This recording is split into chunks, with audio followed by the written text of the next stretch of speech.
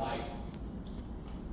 As Latino Republicans who ran on being for Latino communities, are you against our undocumented communities, or are you with?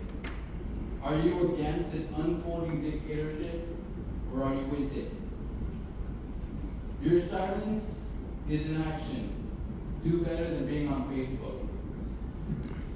Yep. Your next speaker is Ray Allen.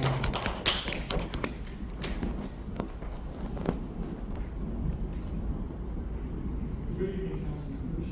I appreciate the opportunity to speak tonight, especially as public engagement becomes increasingly vital.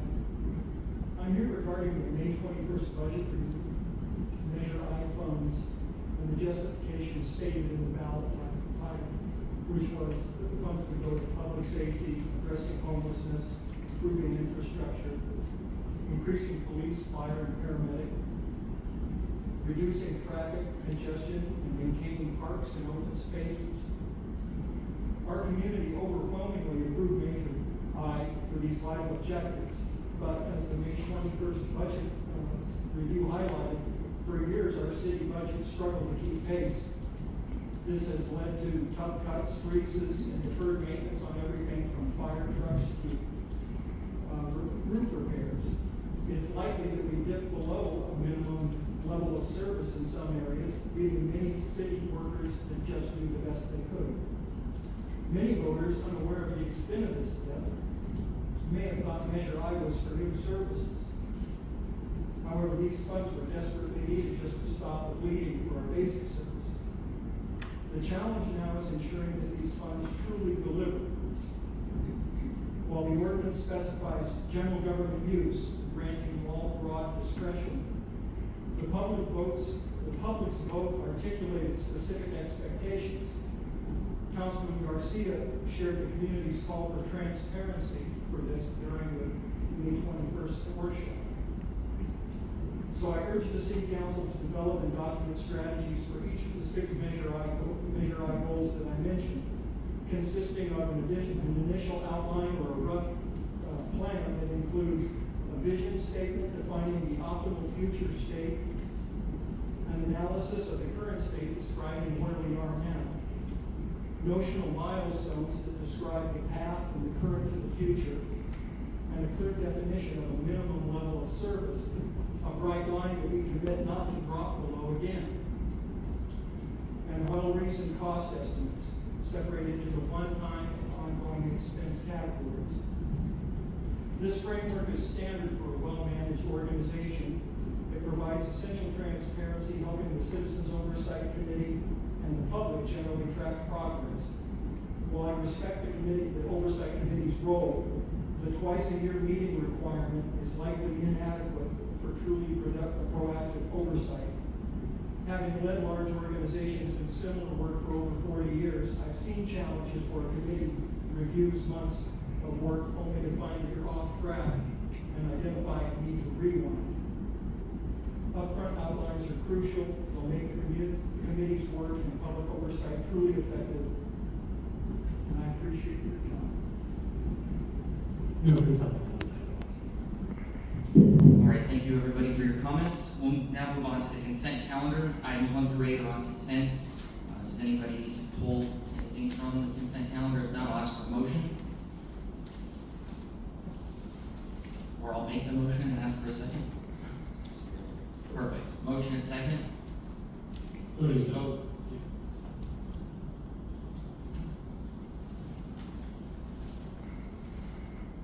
Motion approved. 5-0. Okay, that takes us to our first workshop, which is item number 9, our 5-year capital improvement program and fiscal year 25-26 capital improvement program budget status.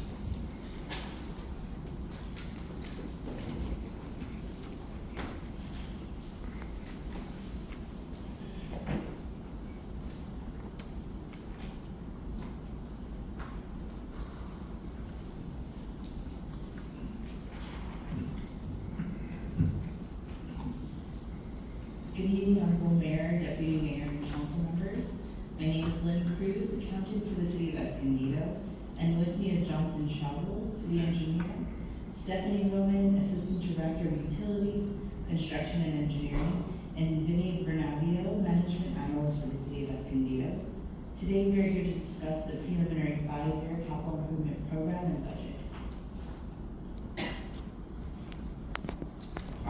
presentation will provide an overview of the capital improvement program.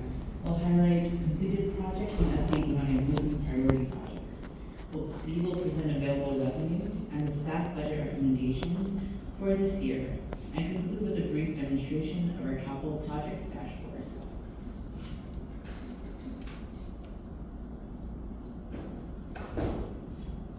Before we get into the details of the fiscal year's budget, we are going to start by defining some terminology. Staff are going to be more intentional moving forward and making a distinction between a capital project and an ongoing capital program. Today, capital projects are one-time investments in physical infrastructure, like building a new splash pad. Each project has a defined location, timeline, and budget. Ongoing capital programs are initiatives that provide planning, oversight, and/or maintenance support for infrastructure improvements. For example, the pavement management program helps determine which streets should be repaved based on road conditions. These programs receive regular, often annual funding. The city's overall capital improvement program currently consists of 72 projects and 24 ongoing programs, totaling $94.7 million, spanning over multiple years and various stages: conceptualization, planning, design, and construction. These capital improvements are budgeted for, often with a combination of many different funding sources, and executed by a multi-departmental team of staff, at times with the assistance of outside consultants and contractors. Tonight we'll present our recommendations for future CIP investments.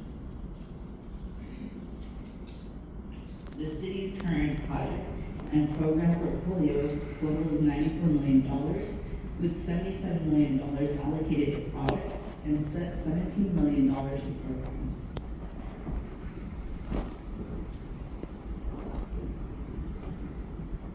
The capital improvement program is a long-term planning tool used to guide the funding, design, and development of infrastructure projects and ongoing programs that often span multiple years. Program budgets are forecasted over a 5-year period, allowing time to refine concepts, complete designs, and plan for construction. Every year, the city adopts an annual budget that allocates funding for that fiscal year and sets priorities for future investments. This slide shows how a capital project is funding as a one-time investment, whereas programs are ongoing initiatives.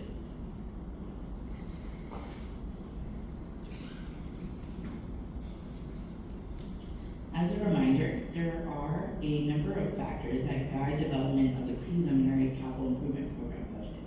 Recommendations for project selection, timing, and prioritization are made based on priorities set in plans adopted by the City Council that include the general plan, mobility element, master plans, specific plans, and the local roadway safety plan. Priorities are also guided by community and stakeholder input and City Council direction. In addition, the draft CIP program is developed considering the timing necessary to develop projects, bandwidth of staff to deliver projects, grant funding deadlines, and timing to complete full project funding. Although these are all considerations, their influence varies depending on the nature of the project. For example, the splash pad evolved out of community and stakeholder input and council direction, whereas other projects give greater weight to the complexity and constructability. I'm now going to turn it over to Jonathan to give you a preview of completed projects in fiscal year 25. Based on guidance from the Budget Subcommittee, all of our tables will be presented in order of completion date. Here's a list of 10 capital projects and 1 program that were completed in fiscal year 2024. The Grand Avenue Vision Phase 2 project will have a grand opening celebration this Friday at 5:30, coincides with the first Christie Grand event of the year. The emergency fencing of Escondido Creek between Citricata Parkway and Harmony Grove will be completed by the end of this month. All of the lights for the Juniper Street Lighting Project have been installed. However, SDG&E has not yet energized the lights on the southernmost 2 blocks of the project. That's between 7th and 9th. As part of the city's ongoing annual street maintenance program, 34 lane miles were resurfaced, 1,900 linear feet of sidewalk was replaced, and 6,000 feet of bike lanes were refreshed or added in the east-south zone of the city. When we return to the city council next week for the CIP budget adoption, we'll take a deeper dive into these completed projects with more details and pictures.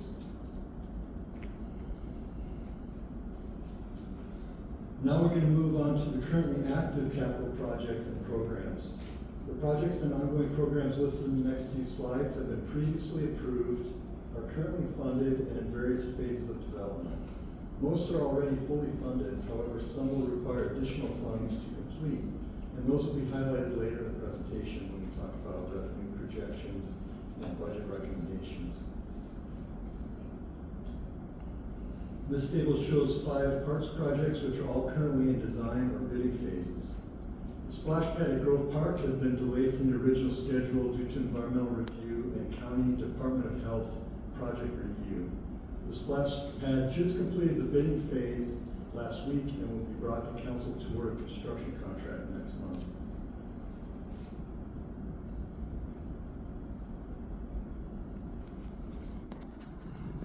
The city currently has 5 transportation capital projects in the design phase and 4 programs in various stages of development. Traffic signal communications master plan will be completed in the next couple of months. However, implementation of the signal communications improvements, which are recommended in that master plan, will continue through mid-2026. The South Escondido Access Improvement Project is partially grant funded and will construct a traffic signal at Center City Parkway and South Escondido Boulevard and a signalized pedestrian crossing at the adjacent intersection of Center City Parkway and Brotherton Road.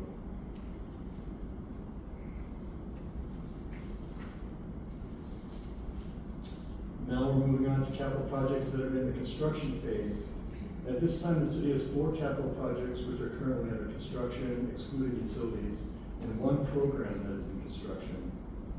The play equipment has been replaced at Jesmond Dean, Washington, and Westside Parks.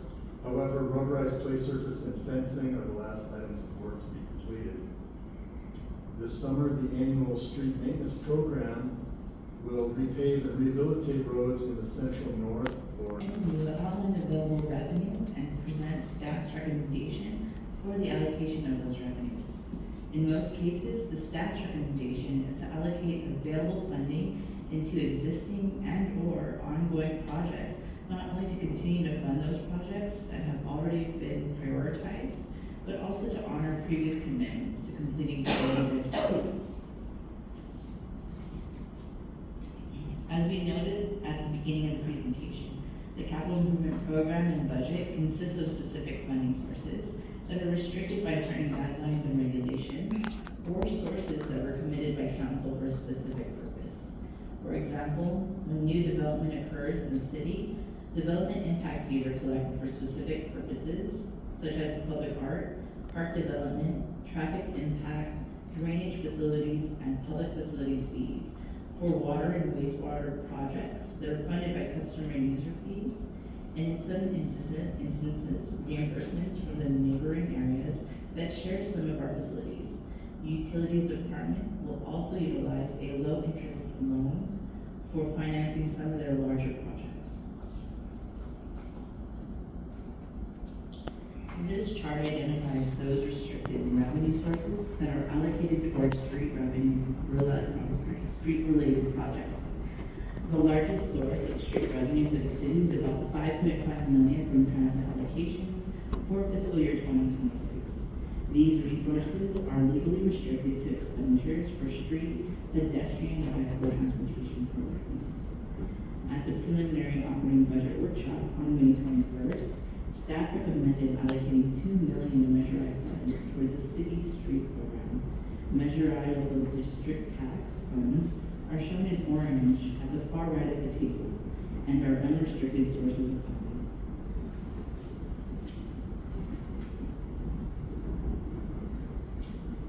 staff is recommending that the $2 million in Measure I funds be allocated to the existing street maintenance project, which is starting construction this summer. Staff is currently evaluating the city's pavement network to identify the streets that are in the poorest condition to add to that project. This $2 million will allow the upcoming maintenance project to repave approximately 8 additional lane miles of asphalt roadways in all 4 council districts.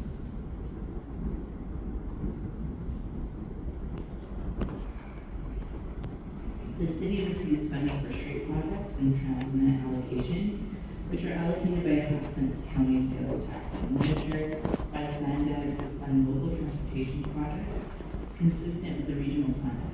There is around $5.2 million in available funds, consisting of Transnet allocations and an ending fund balance that includes interest and other activities. These Transnet dollars are allocated to existing projects or annual programs. The Escondido Creek Drainage Capacity Project will improve 6 miles of storm drains to alleviate localized flooding and to improve safety for areas surrounding Escondido Creek. The funds allocated to this project will be used as local matching funds for federal funds allocated to this project in the current federal budget. The city will receive an allocation of around $3.6 million for the SB1 road maintenance and rehab funds for transportation, which is administered by the state of California. All of these funds are being recommended for allocation into the pavement maintenance and rehabilitation program.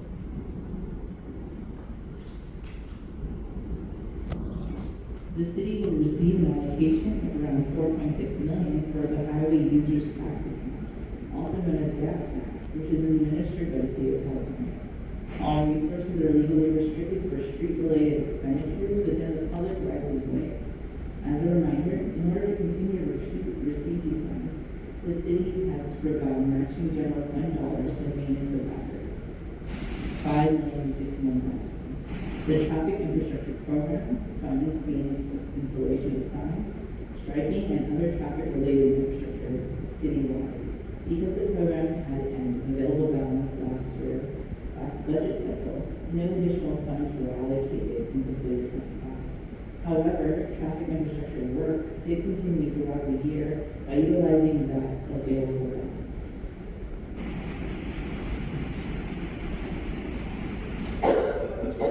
There's about $2.5 million in traffic impact fees that are projected to be collected from developers in FY26, which are allocated to the project shown. The mobility element update, planned to be completed by the end of this year, will result in a prioritized list of street improvement projects required to meet future transportation demands for build-out of the city.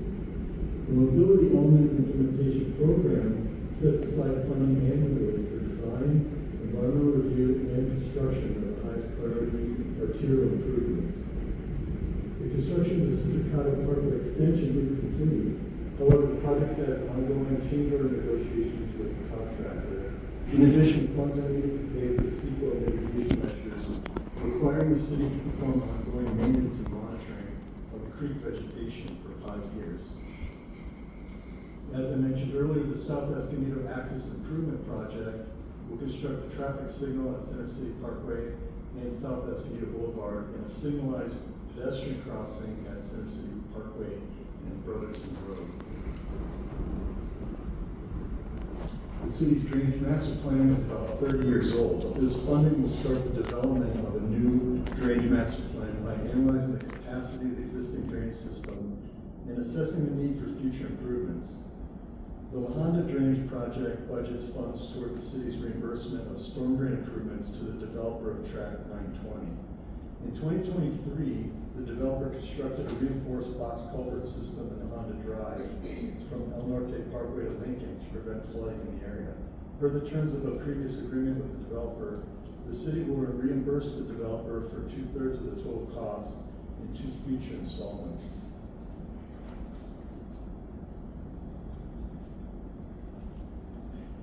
There are $9.2 million available for allocation into specific funds for non-street projects.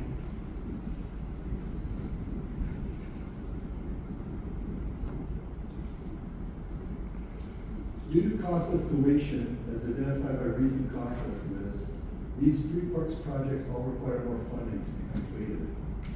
As I said in an earlier slide, the Splash Pad at Grove Park just opened bids last week, and the construction contract will be brought to council for approval next month, with construction soon to follow.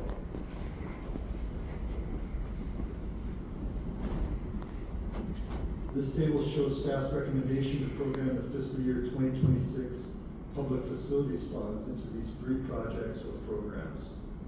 These funds will be used for ongoing funding for new library circulating materials and for improving our citywide traffic signal communication. Upgrading traffic signal communication will install new signal controllers and a high-speed communication system for existing traffic signals, which will lead to smoother traffic flow through the city.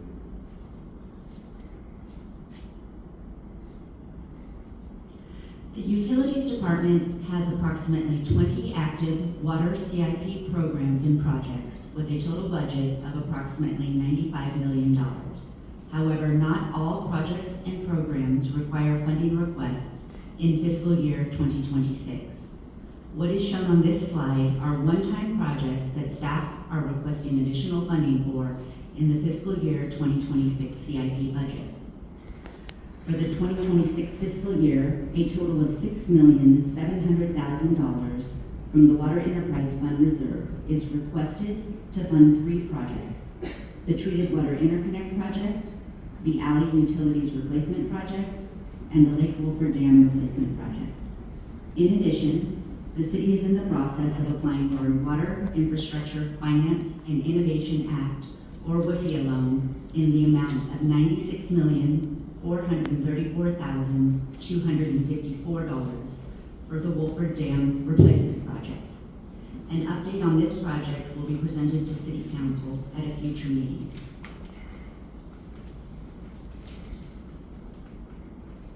The Utilities Department has approximately 25 active wastewater CIP programs and projects with a total budget of approximately $35 million. However, again, not all require funding requests in the fiscal year 2026. What is shown on this slide are utilities wastewater annual or ongoing CIP programs and one-time CIP projects that staff are requesting additional funding for in the fiscal year 2026 CIP budget. A total of $3,346,000 is requested from the Wastewater Enterprise Fund Reserve to fund the 5 programs and 2 projects shown on this slide, including the citywide storm drain maintenance program, the lift station major maintenance program, the manhole rehabilitation program, the outfall maintenance program, the permitted channel maintenance and mitigation program, the alley utilities replacement project, and the lift station number 1 and force main replacement project.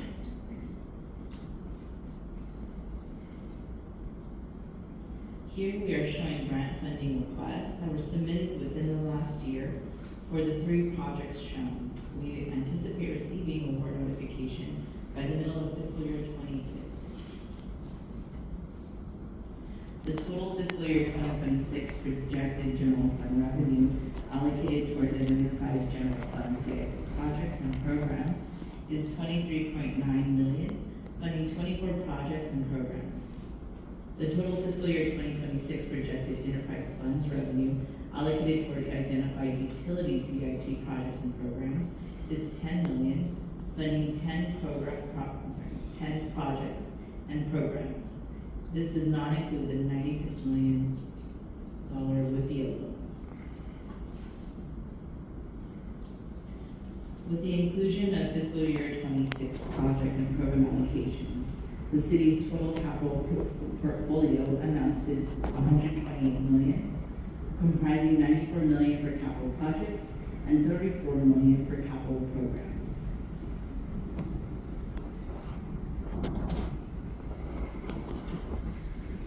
All right, so now I'd like to share a demonstration of our upcoming capital improvement dashboard. Vinny, can you introduce yourself? Because I think this is the And first time. It's nice to meet everybody here. My name is Vinny Bernabeo, Management Analyst with the City Manager's Office. I'll be introducing our upcoming capital improvement dashboard, and this aims to enhance transparency and consistency in our CRP portfolio, providing the public with access to large-scale projects across the city.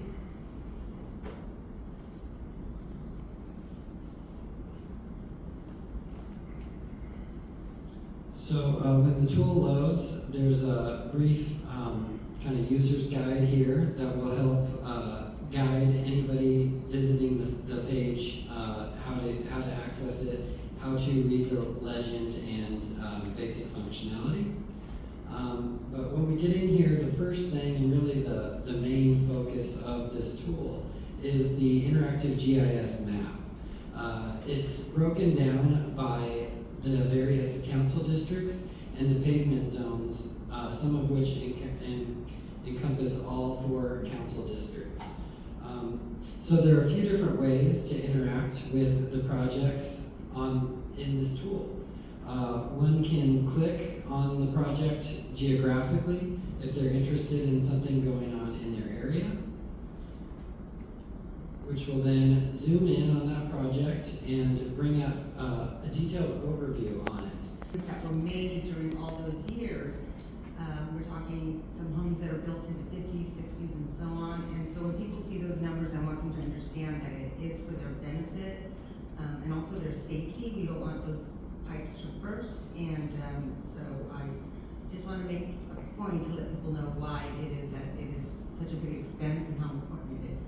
So thank you. That's all I have, and I appreciate your presentation. Thank you so much. Deputy Mayor? Thank you for the presentation, and nice to meet some of you that I'm meeting for the very first time. So let's see, on the, let's start with the street maintenance, I guess maps. The one you mentioned about East South Zone, if we can go back to that slide.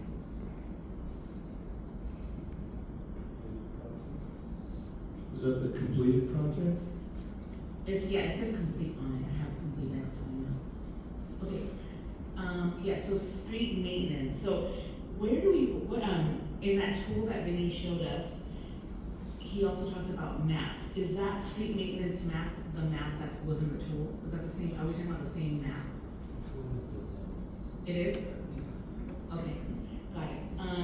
And then just on the status of complete, for example, I see a couple things on here that we've been waiting for a while. One of them being the Rose and Washington new street light. Traffic signal? Yeah, the traffic signal, yes. Yeah, So that's if- on another slide. Could we see that slide as well? Sure. I had a question on that. It's in the construction slide. There it is, yeah. So here, Washington and Rose traffic signal, I know we recently awarded a bid for that. And then, and this one is one of those things that does get delayed, so I would say that this is a 3-year timeline for this. So right now it says, I'm trying to understand the status and the definition of what they mean, the parameters for these definitions. So Washington and Rose traffic signal, it's taken about 3 years since it was approved by council. It says status construction, and then it says end of 2025. So right now, can you give me an example of what the status is now? Because I don't see any construction crews out there. So that's, and then from now until the end of 2025, we're talking almost 6 months. So kind of what parameters does this status construction entail? Yeah, so basically, once we've awarded the contract, then we're moving into construction phase. So we get that contract fully executed, then we meet with the contractor, we have a pre-construction meeting. They start submitting the technical documents for what they're gonna actually build, make sure it meets our requirements. So we've already started that process. They have an approved encroachment permit. They have to apply for a permit to work in the city's right of way. We've gone through that. They have an approved traffic control plan, which means, they have set up cones and make sure it's safe when they're out there working. You're right, you don't see any work out there yet, but there are things happening in the background. The next step is in the next few weeks, they're gonna go out and do exploratory borings at the location of the specific poles, they call it potholing. So they're gonna make sure that there's nothing underneath there that's gonna be in the way when they build that deep foundation for those big traffic signal poles. And then, once they order the reason the end of 25 seems kind of far out is because there's a long lead time on traffic signal poles and equipment. Right now, we're looking at about 4 or 5 months. Now, they can be doing work, like I said, the pedestrian improvements. Part of this project is doing the curb ramps. You know, they have to install conduits so they can pull wires across the street to make sure that all 4 legs intersection working. So there are some things that they'll be working on, but they do have this long lead time, unfortunately, for the poles. So that's why you're seeing at the end of 2025. Got it, thank you. That's helpful. So statics is really a phase. It's more like a phase, right? There's lots of things that happen in the construction phase. Yes, and so construction would be generally when you bring the contractor under contract through the completion of the project. And that's why we're working on how to bring more real-time updates during that phase in the tool so that the tool is reflective of the various phases that we're in. That can be a labor-intensive process. So we're trying to figure out how to streamline that so that the data moves in and folks are getting the most frequently updated, because it is a phase of a project, right? The design is a phase, and this is the construction phase, and there are going to be many elements in that phase. But without that detailed update, you'll be asking the questions you are, council member, deputy mayor, consistently. You'll look at it. Yeah. We want to make sure that the tool is reflective of more nuance under that construction head. Thank you. This is a wonderful tool that I'm very excited about, because I get asked these questions and then I won't have to be emailing you that and asking these questions. It'll be easily found by the public, so they won't be, they can get the information directly. So thank you for all the work that you're doing. It's great. And then yes, I'm glad you have this up, because the street maintenance map, which is this, you mentioned there was one that was complete and it was the east-south, so that would be the one in the light blue, right? Yep. Great. That's Okay, correct. great. Great to know that that's what you're referencing there. Smart Growth Incentive Program grant for a specific proposal. So on it under the request, and it's not a common term or mechanism for most folks. And then we're going to go into the grant opportunity itself, just a little bit of background, and delve more deeply into the specific proposal request, discuss next steps, and then have opportunity for questions. So the request before the council is to authorize staff to submit an application for a grant opportunity to fund the creation of the East Valley Specific Plan Housing Trust Fund, in addition to accepting the grant agreement terms as identified in the agenda packet. So before we delve into all the specifics, just to give everyone a general baseline of what we're talking about tonight, what is a housing trust fund? Housing Trust Fund is a mechanism that's used by several different agencies across the country to facilitate housing development specifically, typically for low or moderate income households. A housing trust fund will typically provide a more flexible form of funding for local housing needs, thereby allowing for more local control. It is tied to a dedicated funding source, so something that is attributing continuously or on a more recurring basis into the fund itself. And housing trust funds have been around for several decades. They were established by governments local governments and regional governments back in the 1970s. So segueing over to what the grant opportunity is before the city, it is CNDEX Smart Growth Incentive Program. This may sound familiar because there was a previous request several weeks ago for the same grant opportunity for a capital improvement project. This time, it's a planning project that's before you requesting to submit for this grant opportunity. And this is a program that's funded by Transnet dollars, which is the asset sales tax approved back in 1988 to fund local transportation projects. It typically supports comprehensive public infrastructure projects. However, it also addresses projects for planning activities, so setting the plan before the construction that facilitate increased housing, especially housing near transit-oriented locations, or facilitating mixed-use development. Sandy is currently in cycle 6 and has called for projects, and they have 3 categories for those projects. One is The capital improvement projects, one is related to climate action plans, and the third is planning, so planning documents, which is what the Housing Trust Fund would fall under. So again, you previously saw a been hard at work fully developing the application, inspection, and full program implementation. It's almost every department that you have in the city. Business licensing, code, police, my office, planning, environmental compliance. Everyone's on board with trying to put this together. So staff have also been working with HDL, the city's business licensing consultant and vendor, who did foundational work on the ordinance, which was adopted in January. As the staff have more fully developed the processes to successfully run the program, there was an interest in adjusting and clarifying certain provisions in the original ordinance to ensure that the program and its enforcement run smoothly and effective enforcement can address the goals of the city council in adopting the program. Next slide. There are three principal clarifications or changes to the original ordinance. The easiest way to see these changes in the context of the original language would be to view the strikeouts in attachment 1 to the staff report at agenda package pages 117 through 125. The clean version incorporating those changes is provided in Exhibit A to the ordinance at pages 108 to 116. The first clarification is in section 16-412, which makes clear that rental or leased properties are ineligible units under the program. Ineligible units are specifically defined in section H, subsection H, to include such properties as ADUs, JADUs, SB9 units, inclusionary housing, and any other state-restricted housing units. There are other references to the applicant host as being the property owner, but we wanted to make it clear that renters are ineligible applicants.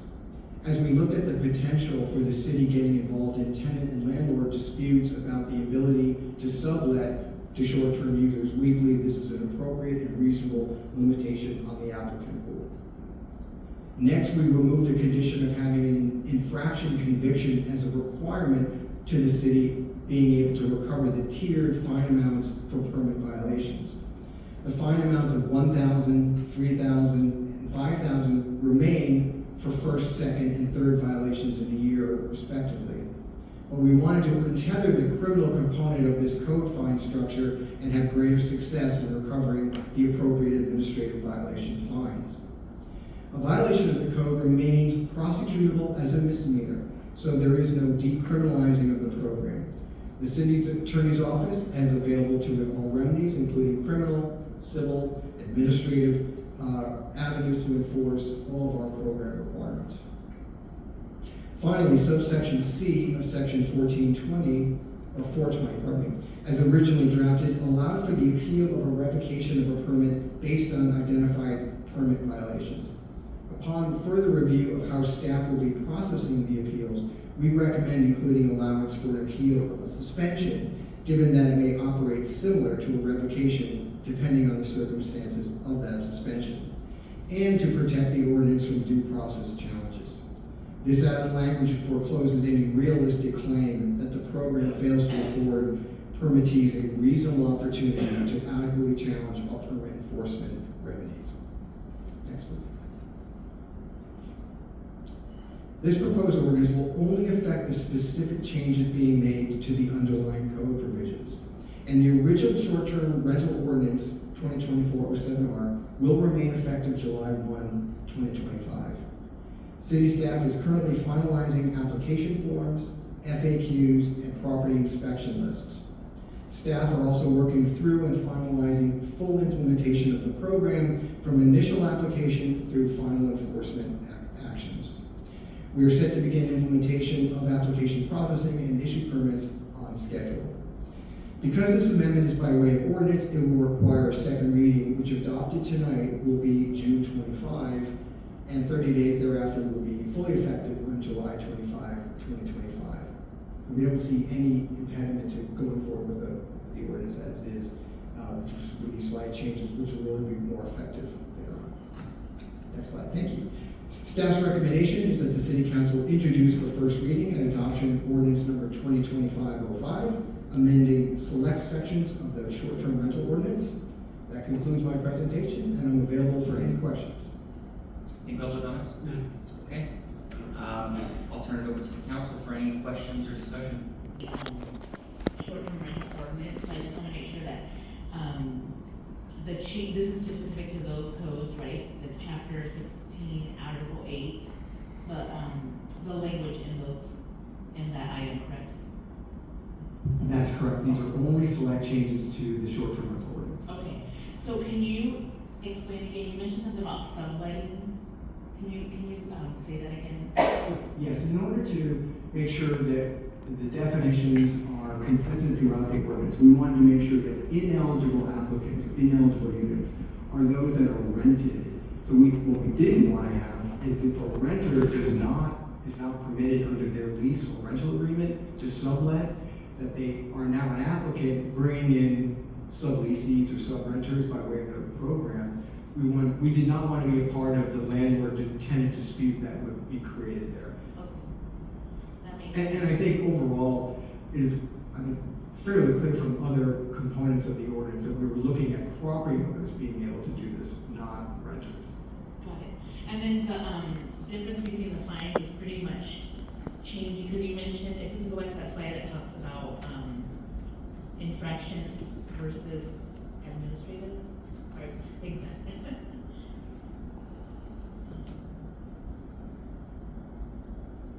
Right, so under Right, section. so remove infraction convictions and swap that out for administrative, and that's really just, to be able to recover the cost, so the fines stay the same, it's just the, you know, how you get that fine is changes, so that you're more likely to recover the fine. A little bit different. The way it was originally written, it required a conviction of an infraction before you could then secure the administrative fines. We've removed the conviction of the infraction and just go right to the fine structure. But again, that doesn't decriminalize it to the extent we ever would do that. We still have it as a misdemeanor. It can be charged as an infraction or it can be pled as an infraction. Thanks for that clarification. So I have no problem with the cleanup language that you're proposing. You know, I still don't support the overall ordinance, but I'll support the language for these amendments. So I'll move to approve. Thank you. I'll second. Any other questions? I have a comment. I just wanted to say I really appreciate all the work that went into this. I was on the planning commission when it came forward, and the concerns that we heard were about it being, about the rental or the vacation properties being too close to schools, and that was addressed with 500 feet distance, which is excellent. And then also the sex offender part of it, making sure that the landlords have to take or be put through the background check. And then also, another concern were false complaints, and speaking, looking into and asking questions. It's just really good to know that there will be due diligence. It's not just going and citing people because a call was made. But police officers are gonna respond appropriately and make sure that it is accurate, so no one loses a business just because they have a neighbor that may not like that. I think just excellent. This is really exciting, and I just think that the city manager's office and city attorney's office, I mean, you work together with police, fire, code compliance, information systems. There were so many people that did this, so good job, thank you. I would also thank the members of the Economic Development Subcommittee who also spent a lot of time on this project. Thank you. So, being on the Economic Subcommittee, where we spent a lot of time working on this, the cleanup language is great. Thank you very much. I appreciate that, clarifying the policy. But my only comment is this: I found myself this weekend chatting with some owners of short-term rentals here in Escondido, unknown to me. I didn't know this, and I was introduced to them when we were chatting, and they found out that I lived in Escondido and I was a council member. They said, "Oh, I have a short-term rental here in Escondido," and so we started chatting. I said, "Oh, well, there are changes coming," and we talked about this. He said, "Yeah, I heard about it," and then it was promptly said, yeah, it's true that there are renters that create a lot of problems for the community and the residents. And then he told me, you know, it's time to sell. So I found that very interesting that the moment the city begins to take measures to ensure that there's rules as to how we are to deal with each other, at least this one owner clearly told me, yeah, it's time to sell and move on and invest somewhere else where there are no rules. So anyway, that's my comment. Okay. Escondido for 20 years, supporting public safety, infrastructure, homelessness, traffic relief, and open space. And the ordinance that is associated with that ballot measure requires a citizens oversight committee. Now, a bit on the citizens oversight committee itself. The purpose of the oversight committee is to ensure transparency and accountability in Measure I fund usage, as well as providing an annual audit report to the city council. The structure in nature with this particular committee is that it's advisory. It does not have decision-making authority. It comprised of 5 members and 1 alternate, 1 member from Escondido Police Officers Association, 1 from Escondido Firefighters Association, another from the business community, 1 from the City and County Taxpayers Association, a community at large member, and an alternate who serves if the quorum cannot be met. The meetings are as follows. Although it is stipulated in the ordinance to only meet twice a year, as it relates to the boards and commission subcommittee that helps to craft these bylaws, they're extending that to have at least 6 meetings per year for the oversight committee. The meetings will be open to the public, quorums are required, and the following officers will be established, elected annually: a chair, a vice chair, as well as a secretary, and there's mandatory ethics training for all of the members. Now, a bit of background for the public on this: the appointments for the existing members, they have to be Escondido residents, no conflicts of interest. They will have a 2-year term and up to 3 consecutive terms. They are appointed and removed at the city council's discretion. And the following members were approved and appointed on March 19th. For the business seat was Carol Rogers. The at-large seat was Sabrina Covington. The alternates Carl Edward Trujillo, and they were interviewed from a broad applicant pool. Now, one worth noting is that the City and County Taxpayers Association does have a seat on the oversight committee. However, they have been contacted multiple times since passage of Measure I and have not responded. So we're in a position right now where the City Council may appoint an at-large candidate to the seat, or you can leave the seat vacant and then potentially have the alternate sit in that seat if necessary. But that is where that seat stands at this present moment. The bylaws themselves. The bylaws we were directed during the March 5th workshop to have the boards and commission subcommittee review the bylaws, and they did so on March 31st as well as May 13th. And now they're coming before you for full recommendation for approval, as well as to be referred to the committee for their adoption, as is their prerogative to adopt the bylaws as the oversight committee. Now, a few highlights of the bylaws themselves. The transparency and public access are key. First is there's open meeting compliance. All meeting materials and reports will be posted on the city's website. They will have the option to select an independent auditor, and this individual or group will conduct annual audits that are paid for by Measure I funds. The staff support for the oversight committee will be myself, providing administrative support, the finance director providing detailed reports related to revenue spent expenditures, and then the city manager providing context and community engagement updates. Any unresolved procedural questions will be referred to the city attorney's office. In addition, we'll have a corresponding letter sent to the city, to the Citizens Oversight Committee, signed by Mayor White on behalf of the city council. A few of the highlights of the letter are asking the committee to adopt the bylaws, ensuring that the Measure I funds are used in accordance with voter priorities, a commitment to transparency, and emphasizing the importance of the partnership and council viewing the oversight committee playing an important role in managing the overall oversight of these finances, and then myself serving as the staff liaison for that committee. The recommendation is to approve the bylaws as well as the letter for committee consideration. I can answer any questions you have. And there's no comments. Okay, perfect. No public comments on this item. Yes, I support the bylaws as presented. It was nice we did have some members of the Oversight Committee helping us steer that in some of our subcommittee meetings. So I'll go ahead and move to approve the bylaws. Ask for a second. We'll open it up for discussion. Perfect. Motion second. Deputy Mayor, you want to? Sure. Thank you for working on the bylaws, and I'm glad that some of the members of the, even though they haven't met officially yet, that they were there so that they had hopefully some input in this. Question on the Taxpayer Association. See,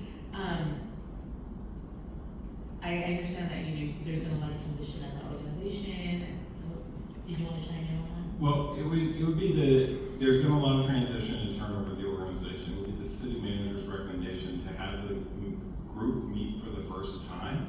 If the Taxpayers Association does not appear, that would be a fully public moment and accountability, and then council, I think, would be clear in the feedback to then move to make a subsequent appointment.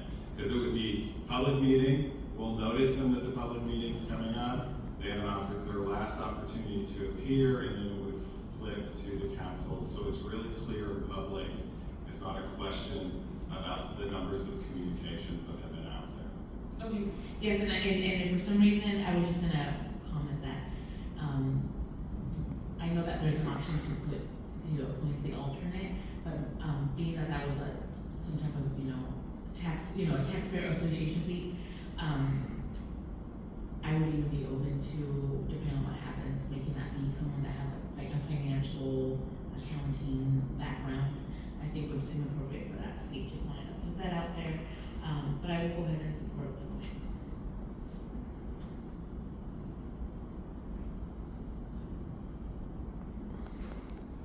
Councilmember Fitzgerald, do you have anything? Okay. So I went through the bylaws very thoroughly, and I thought it was a great job putting it all together. And one of the things that I thought was very, very important and clearly demonstrates the transparency that we're all looking for is the independent auditor. So thank you very much for including that, and as I seconded, I also support the form in which these bylaws are being presented. All right, if there's no other questions or comments, we'll go ahead and vote. Voting is up.